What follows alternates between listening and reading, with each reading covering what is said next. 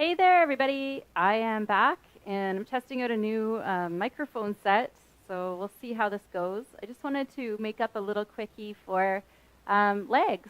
So uh, I hear about everything that you guys have going on in your bodies, and I love to hear about it because it makes me think about the different things that we can do to address all those different areas and give them a little bit of love. So today we're going to be doing a really short session on strengthening legs. It's not complicated. It's pretty basic, straightforward stuff. So strengthening, but then also stretching, because you have to have both. I have to have a balance of both. So that's what we're going to play with today. So we're going to start sitting. You can sit on a blanket fold if you want to. Stretch your legs out in front. And again, this is just a little mini quickie that you can just do once or twice a day.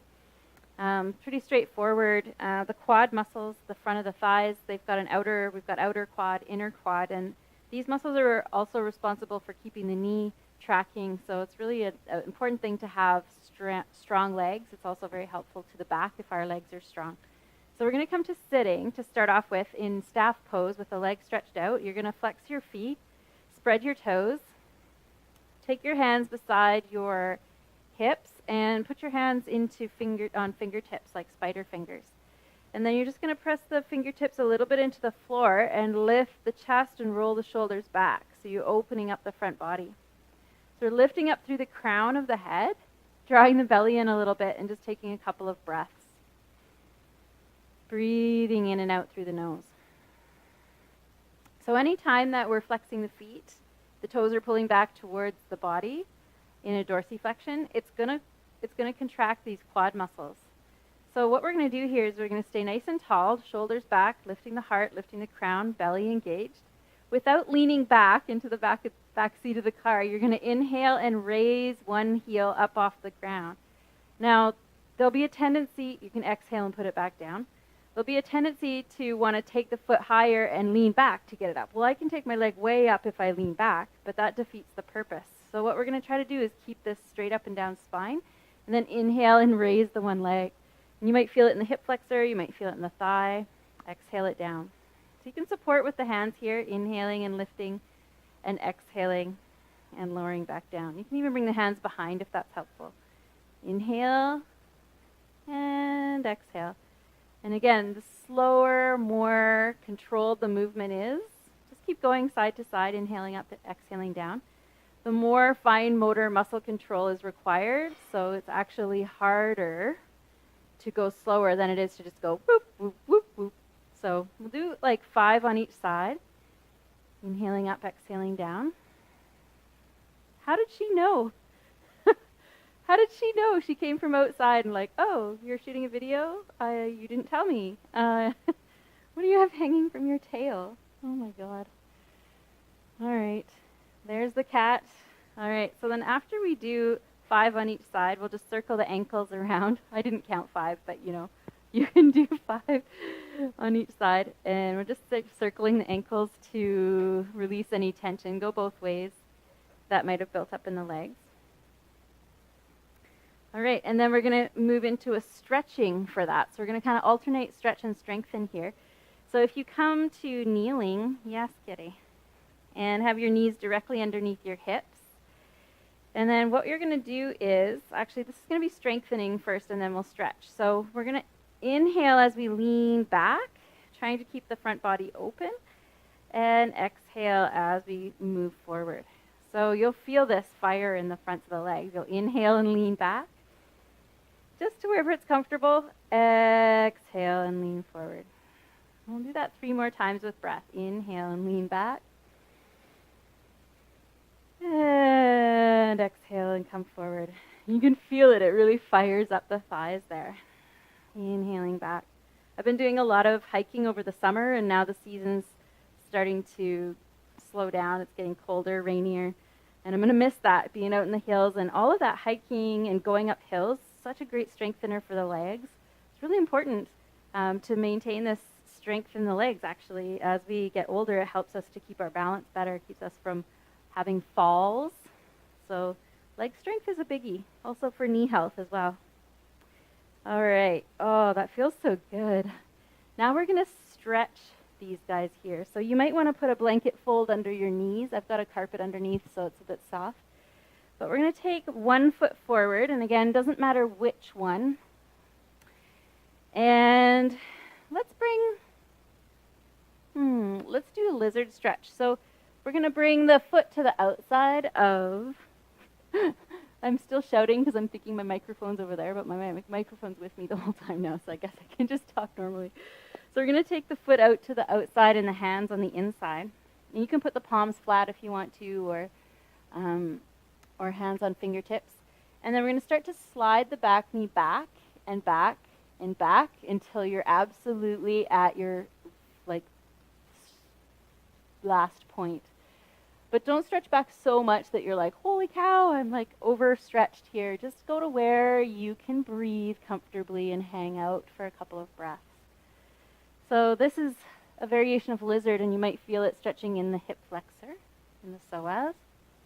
So we'll just take a couple of breaths here. Important to stretch and strengthen. If we just strengthen and the body's tight, like if you just go and lift weights but don't stretch, the body starts to feel like it's had concrete poured in it. If you stretch but don't strengthen, then your joints can become very loose. You can actually become too mobile, too hyper mobile and flexible, which is also dangerous. So it's good to have stability, strength, and flexibility too. All right, and then we're going to slide this back knee forward again and switch and do the other side. So foot on the outside of the hands. Start to slide the knee back, back, back until you're at your maximum, and then you're breathing into the front of that stretched out back leg. And there's a variation to this one too. I'll show it, and if it feels like your body wants to go there, you can do it. It's the foot grab, the thigh stretch with the foot grab. So for this one, totally optional, you're going to try to pull your front foot, try to slide your front foot back. Try to slide your back knee forward. So there's this scissoring action. Now the twines of scissors, or the blades of scissors come together like that. That's sort of the same action. So I'm trying to scissor the legs, pull the front foot back, back foot forward. You end up coming out of your lunge a little. And then if you want to, you could lift your back leg. I'm already getting a huge stretch in the back thigh. If the hand connects, bell bottoms I always say are great for this. You can grab onto a pant leg and start to gently pull. Oh, that feels great. Pull the foot in towards the back side. And I'm still scissoring the legs. I'm still trying to scissor the legs. Oh, for Pete's sake. You're silly. I think my cat wants to be famous. She always shows up as camera comes on, cat's there. And then when you release this foot, you're going to flex it to protect the knee and gently set it back down with control. Now that's going to give a big stretch back thigh. So in the thigh of this back leg. All right, so then we're going to come into another strengthening. Great poses for strengthening are warrior poses. So you can step 1 foot forward again, doesn't matter which side. And we're going to set up so that the back foot's parallel to the back of the mat. Front foot's pointing straight forward. And there's a line that draws from your front foot straight back to the arch of your back foot, right in the middle of the arch. Cat trees. All right, so we're going to draw the belly in a little bit. Remember to breathe. I'm using Ujjayi breath if you hear that. We're going to lift the front foot toes, spread the toes out, and then as you exhale, bend your front knee in line with your second toe. And as you inhale, straighten the leg. And spreading the toes, that's a lot more work than letting the toes be relaxed. You'll exhale and bend the knee in line with the second toe. So there's this invisible line that goes through your vision, through your knee to the second toe. Exhaling and inhaling. And it actually doesn't matter if you inhale as you go into it or exhale as you come out for this one. It's different. So then we're going to hold here and continue. Warrior 2 would have the arms stretched forward and back and the head looking forward. But we're really just caring here about the thigh here. So you want to hold it until you feel like I can't hold it any longer, like not at all.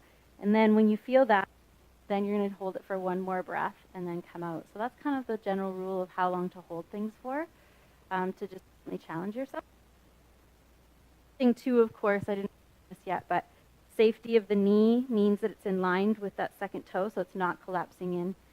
And also making sure that when you do it, it's not forward of the ankle. So that's a lot of pressure on the knee. You want it either right on top of the ankle or on the safe side of that.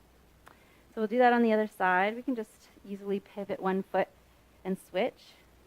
So again, check that the front foot, when you draw that back from the heel, that it meets right in the center of the arch of your back foot. Good. We'll ground the outer edge of this back foot. We'll lift the front toes, spread them, and then as you exhale, bend the knee in line with that second toe, that invisible line. Inhale to straighten and exhale to bend. So again, slow and mindful movement is going to give you better results than just being like, right? It takes more energy and control to go slow, and that really helps to fine-tune the muscles. So exhaling, inhaling, and just remembering to keep the belly drawing in a little bit. Exhaling. Okay. And then we'll hold, drawing the belly in, back leg straight. Here, when you're holding, you can let the toes relax down because it's a lot of work if you want to. You can take the arms forward and back. So we're looking for the torso to be straight up and down. Some of the tricks with Warrior 2 is people will reach forward. So drawing the left hand back, pulling the body back, drawing the belly in, relaxing the shoulders and breathing. And smiling. Nice, smooth, even breath. You can always use that Ujjayi breath if you want. Okay, and then we'll release and come back up. So like I said, I'm just going to do a mini session today. We're going to heel toe the feet in. Just a little sort of taste, and you can do this 1, 2, or 3 times a day if you're really interested in building up the strength. So the other pose that's super great, of course, for building leg strength is chair pose.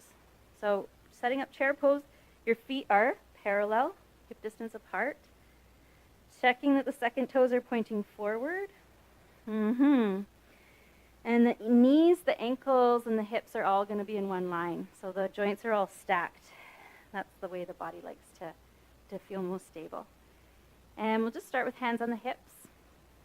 We're slowly going to sit down the hips like we're sitting in an imaginary chair. So you're just sitting the hips back, but be aware that you want to keep the chest lifted, drawing the shoulders back instead of leaning forward. So it's like you're aiming your backside at a chair that may or may not be there, and then you're just hovering here. So little tricks, you're going to lift the toes and make sure that the weight is mostly in the heels and the balls of the feet. Make sure you're breathing. You can relax the toes back down. Don't step on your cat's tail. But keep that feeling that most of the weight is in the heels and the balls of the feet. I'm in here. So I'm going to give you the side view of that. Remember to breathe. You can still have hands at the hips if you want, or you can reach arms forward. If you're sitting in that imaginary chair, you can let the hips sort of stick back, but then this little bit of belly in, squeezing the navel slightly in and up. Where we go like this, it's not like there. You're still sticking the torso out, the tailbone out, but there's this little bit of squeezing here, so stabilizing here. The knees are the same width apart as the ankles. Arms can be forward or up if you want it stronger, or softer, hands at the heart. Now, we've been here a long time, so let's go ahead and stand up. I'm going to feel this tomorrow. Lift the heels and balance on the toes. So this is strengthening the calves and the legs. And of course, we want to not just isolate one part of the body, since the calves are attached to the upper legs as well. And being on your tiptoes is actually really helpful for the knees as well. We've got the fireplace on downstairs. It's blowing hot air up here. It's getting warm for me. Okay, so the other version of chair that I want to give you is on the tippy toes, and it requires even more sort of balance and concentration. So let's bring hands to the hips, or if you want, you can bring the arms forward. You're going to lift the heels out. Keep the heels as high as you can. Set your gaze on one point like you're balancing, Sit the hips down. I'm going to reach my arms forward for balance. So again, breathing, smiling, trying to keep the heels lifted and focusing here. It's okay to fall over. Just start again if you do. Remember to breathe. Such a good pose. I never do this one. So great. You're going to come all the way back up and all the way back down. Hands to the heart. Take a cleansing breath, just releasing. Inhale through the nose, exhale through the mouth. All right. Now, we're going to do one balancing pose here. Then I'm going to choose a very dancer because it has twofold effect. One is when we balance on the standing leg, we're doubling the load on that leg, so it's building bone strength. We're twice as much body weight when we leg off the ground. The other part of this is we're going to reach back and hold the bent leg foot. So you can hold it on the inside, on the arch, or the outside. It's up to you. I'm going to hold it on the outside. And then we're going to get a thigh stretch out of the bent knee. So actually I'm going to hold it on the outside. Just makes the thigh stretch a little bit easier. So all you're going to do here is press your bent knee down and towards your standing leg. Good. And then we're going to pull the foot with the hand in towards the hip. So you're pulling it in. Now you may or may not feel a stretch here. I'm really getting a big one because I guess that's not that tight. If you were really tight, you would feel this quite early. The other thing you can do is press your hips forward a little bit and just take a couple breaths. And then release and change sides. So I really don't much of a stretch in that thigh, but I could sure feel it building strength in my other leg. Beautiful. All right. So we'll spread the toes on the other foot, standing leg.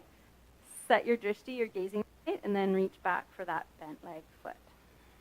And again, shoulders back. The standing leg is relatively straight. Press the bent knee down and close to the side. And then pull the foot in towards the hip. You can press your hips forward a little, opening the chest, and breathe here.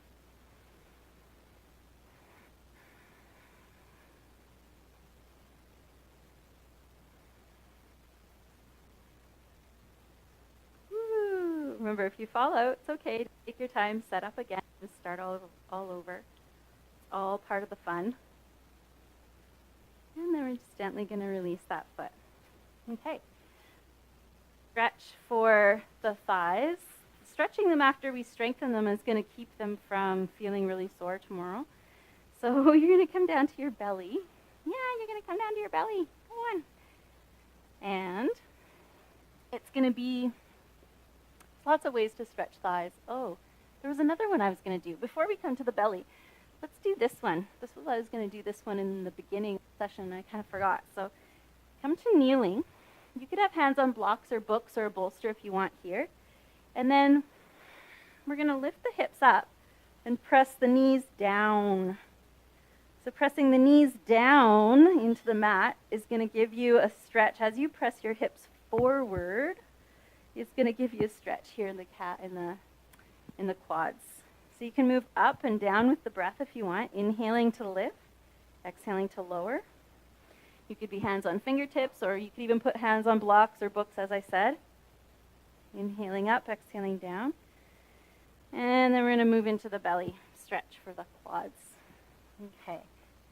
So again, it's just a little taster. So we're going to take the left arm across the top of the mat, forearm parallel to the front of the mat. We're going to reach back and hold onto our foot with our hand. Then the first thing we're going to do is square the shoulders. So the right shoulder goes forward and level with the left. The left toes are going to press down into the mat. And then you're going to pull the in a little bit. Try to draw the ribs a little bit up off of the mat. Press the right knee down towards the floor. And take a couple of breaths here. So you can feel a little stretch in the front of this right thigh. And just breathing into that.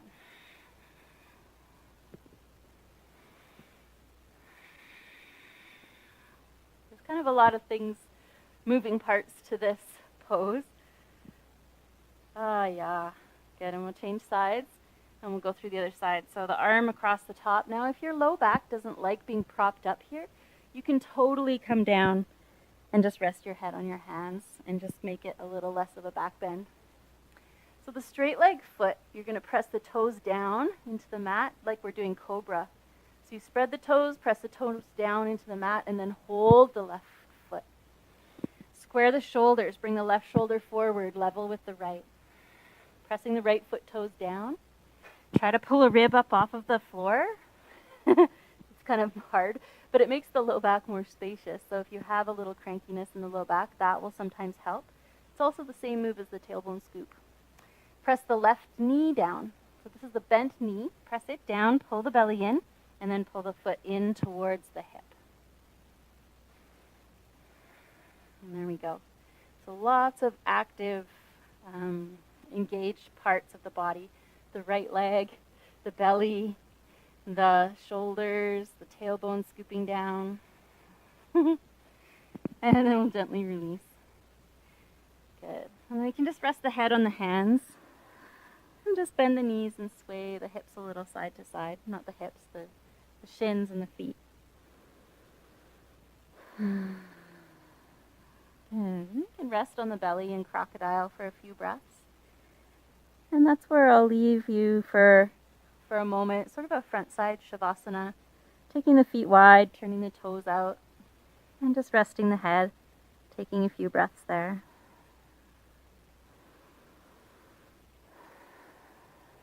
Good. So feel free to stay there relaxing as long as you like. And I hope that that little leg strengthening session is helpful.